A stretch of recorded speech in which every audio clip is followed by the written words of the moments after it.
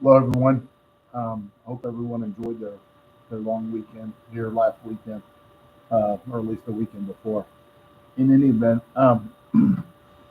as everyone is aware, I really try to keep close tabs on the news, and I keep to try to bring you information that I think that needs to be dived into the information so that we can share and explore some of these particular issues. And there has been a couple of incidents in recent days that I saw that really have been disturbing, and it really kind of, there's all kinds of talk about civil war. And then this is not a discussion of politics.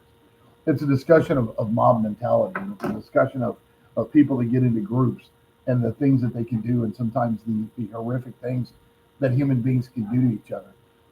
As you're aware, I teach some university courses online, and in one of the presentations, in fact, the one that I'm supposed to be giving on later today, I discuss some of the mob mentality. And, like, for example, during true genocide in Rwanda, what would cause a group of people to actually engage in that type of horrific behavior. And delving a little bit deeper into that, I was taken aback because this morning I read two articles, and one of them I believe is in the United Kingdom, and it was about a group of underage boys. Two of them were 16, one was 15. I think they were all the way down to like 12 years old. But there was a group of about 10 boys that apparently in a park had committed a gang rape, okay, at a extremely young age. And it starts delving on the mob mentality, and how different people will react in groups. I'm always taken to the group of or the movie Men in Black, where Tommy Lee Jones tells Will Smith, a person is smart, but people together are scared and panicky and react in sometimes very violent ways. And for those of you that have actually lived and survived those kinds of incidents, I have. I've been deep in civil unrest and deep in mass mobs of violence and things like that a couple of times in my lifetime, and it's actually pretty scary. Um, there was another one that happened at a pool party in Houston where there was a group of kids that were together, and the police go in because there was supposedly this disturbance, and it turned into a shootout. And there were multiple people carrying multiple firearms, and it just, it's like, what are we doing? There just seems to be a this mob mentality, um, and Webster Dictionary defines mob mentality as it's a large disorderly crowd of people, especially one bent on riotous or destructive action. Okay, that's the type of mob mentality that I think that we're seeing on a much more frequent basis. It occurred over nearly 500 cities in May of 2020.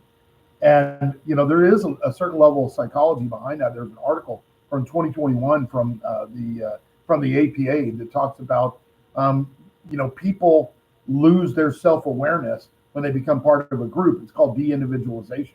And then people are part of a group. They don't have their individual identity. They almost absorb the identity of the group.